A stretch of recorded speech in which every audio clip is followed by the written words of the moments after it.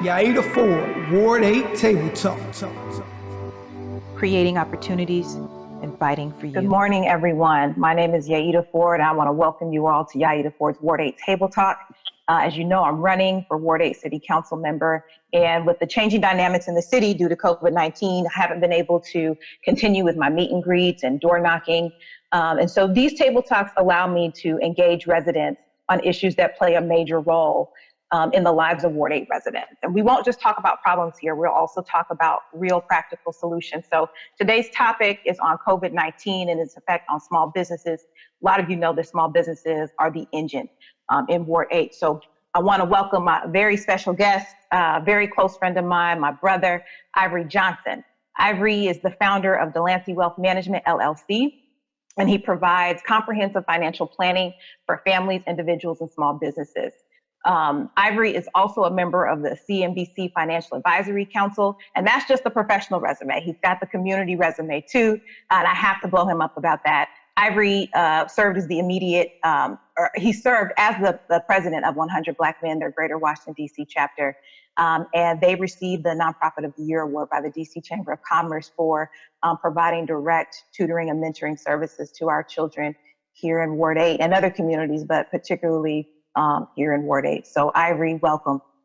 Thank you for having me. So listen, I just want to jump right into it. You know, you and I were talking about a week ago, just about the impact, kind of unforeseen impact that COVID-19 is having on small businesses. So, you know, what was a major concern for small businesses in Ward 8 prior to the virus? Right. So, you know, access to capital is always a big issue. It's the number one reason businesses fail. And so if you're coming from, you know, if you think about the wealth gap and you think about generationally where we stand, you know, having not been included in the New Deal in large extent, right, to having poor education systems. We had schools in D.C. that didn't even have books. And so we were already coming from a bad position economically, particularly after the 2008 housing crisis. You couple that with the fact that your consumers and your potential employees are going to schools that are largely underfunded, underperforming, and you know, they have some other issues that you and I have talked about extensively. We're expecting kids to learn algebra after walking to school counting spent casing shells. And then we wonder, well, why can't I find top-level employees? Or where do my consumers come from? So Ward 8 was already particularly under the gun. I live on the Hill, and you know, when I first got here, the school down the block had plywood windows. Now it's got a computer lab. You know, when my son went to school around the corner at Watkins, we had rocks in the baseball field. Now it's a soccer, you know, AstroTurf, and it's been completely renovated. So what about the kids at Potomac Gardens? Where was that when they were going to school there? So those are the two biggest issues that I saw is, you know, and you didn't have any, you know, large scale hotels. There was no real big industry in Ward 8. Don't believe there is. So you had some demographic issues. You had some longstanding, you know, access to capital issues that would prevent businesses, you know, from thriving. Virus. So that's before the virus. So now that we've got this situation happening, and there is some relief that the mayor's office has offered, you know, the micro grant, that $25 million micro grant that the deputy mayor's office, you know, posted, you know, that's some. Do you think that that's going to be adequate relief for small businesses, particularly those of us that are operating east of the river? No. You know, so first of all, I think I'm seeing the top grants going to be $25,000, right? The CARE Act also provides some benefits. So we're talking about 2.5 times monthly payroll plus expenses and mortgages. But this is, and you have to prove that you spent it all within 8 weeks. Mm-hmm. But what people aren't talking about is that this is coming at the end of a business cycle. So understand that these layoffs were going to happen anyway. And as we were talking about earlier, the housing crisis, they were losing 700,000-800,000 jobs a month at the height. We just lost 10 million jobs in 2 weeks. All right. So So, but this was already going to happen. So the when you have peak employment, that's an indicator that we're at the end of a business cycle because wages go up, corporate profits get squeezed, and then, hey, let's fire Bob. All that's happened is the virus has accelerated what was going to come to pass anyway. Okay, And so your position is that the COVID-19 actually is accelerating something that was already coming down the pipe. Yes, if a man comes home drunk and the next morning his wife files for divorce, it's not because he came home drunk. It's because he came home drunk every Friday and had gambled away the family paycheck for 5 years, right? So this was just the final straw that broke the camel's back. But make no mistake about it. I mean, GDP growth was already decelerating on a rate of change basis. If you go from 10 to 12 to 14, you go from great to good, and that's bad. We had flat GDP earnings growth last quarter. If you look on a macro level, the 27% of S&P 500 companies that are over $10 billion in market cap had negative earnings growth. That was 40% for small and mid-sized companies. Right now, before the virus, 35% of small businesses couldn't survive a 3-month shutdown. 70% can't survive a 6-month shutdown. And so to answer your question, what happens if we get to go back to work in May? And people have been sitting home for 2 months, looking at people passing away from the virus, looking at a 20%, 15, 20% unemployment rate.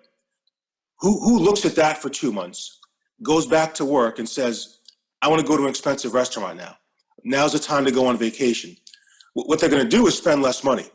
And despite before you get into that, the consumer aspect of this too, I mean, you said something pretty important, and I just kind of want to break this down into bite-sized chunks. So, for the business owners, I mean, there's some anxiety about how we're going to make it. And, as a small business owner, I've had my back against the wall before. This is not necessarily new. It's not been under these circumstances, but, looking at the kind of some of the relief that the government's trying to provide.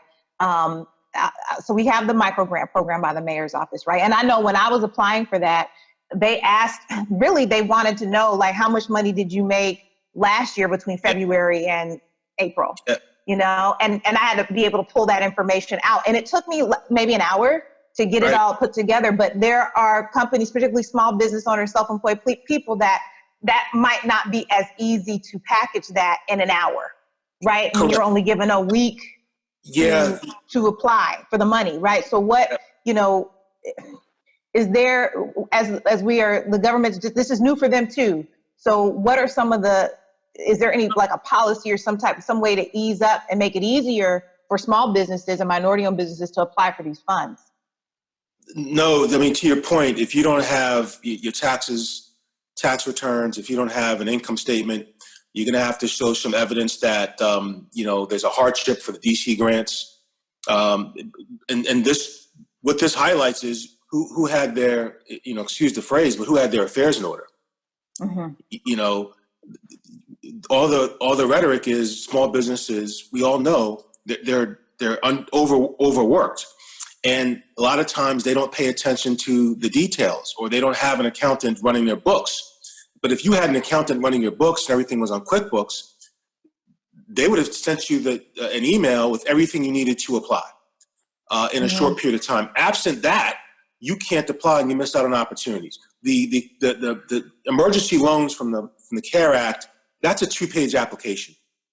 So that's going to be easier for people to apply. And I think that you mentioned April 10th is the date. So the process itself isn't that complicated, but that's assuming you've got all of your documents in order, because if you don't, then it becomes very difficult to apply. And that's something that, that's kind of a wake-up call for us small businesses and minority-owned businesses as well, that, it is important for us to have our affairs in order so that when something like this happens, we are not scrambling to try to prove that we need this money.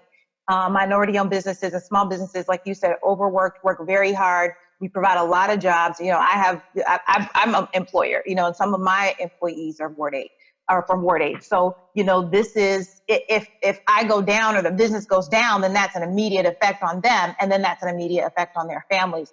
So the pressure on us to stay afloat during this time is real. It's really real. And we talked a little bit about the psychological impact of that.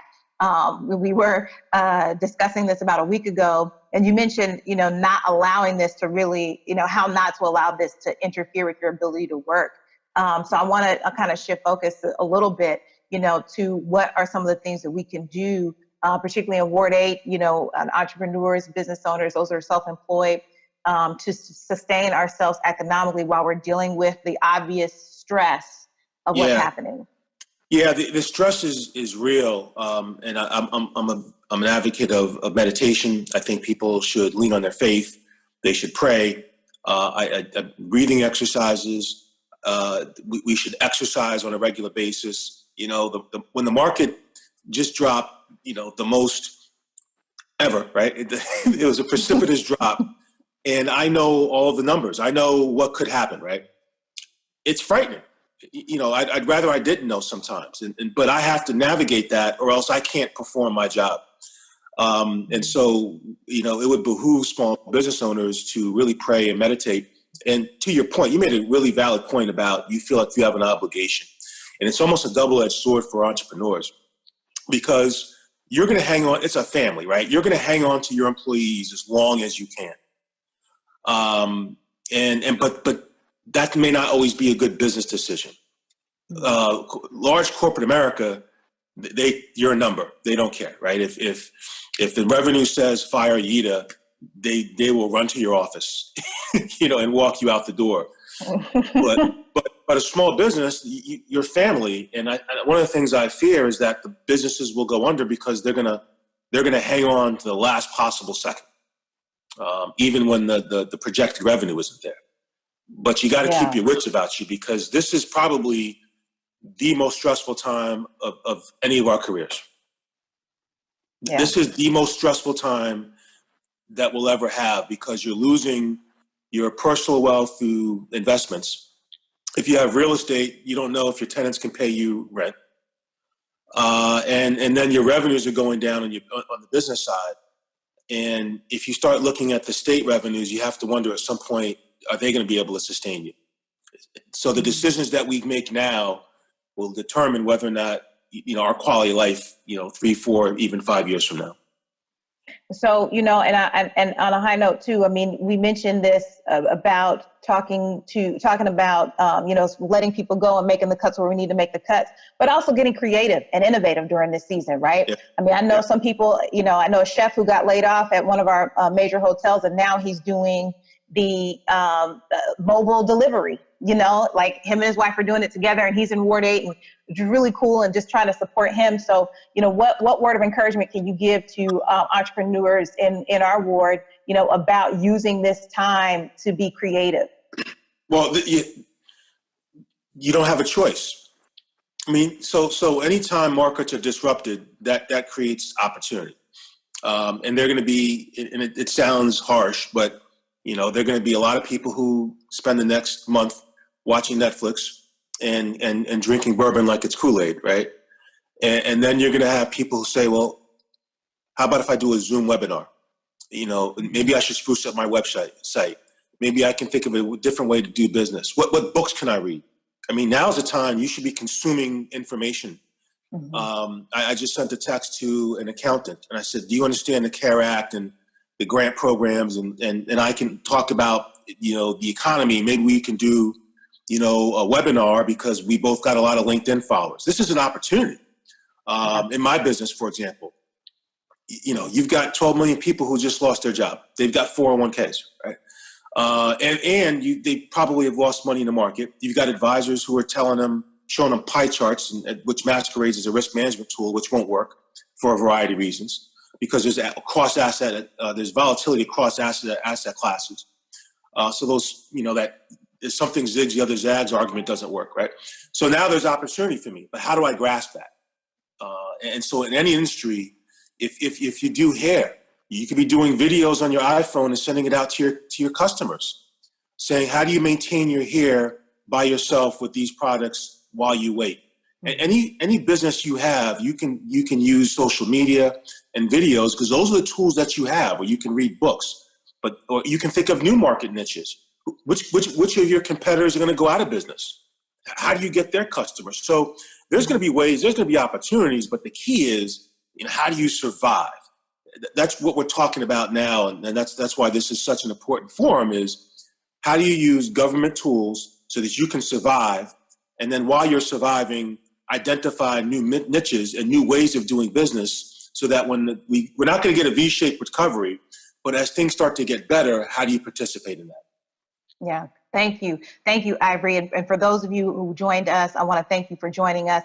Just a reminder that the Paycheck Protection Program is offered by the SBA, and the applications open April the 3rd and then April the 10th for independent contractors and self-employed individuals. So please take advantage of that. Go to sba.gov. Ivory, thanks for joining us. And I will see everyone at our next Yaida Ford Ward 8 Table Talk. Thank you. Thank you. Yaida Ford, Ward 8 Table Talk.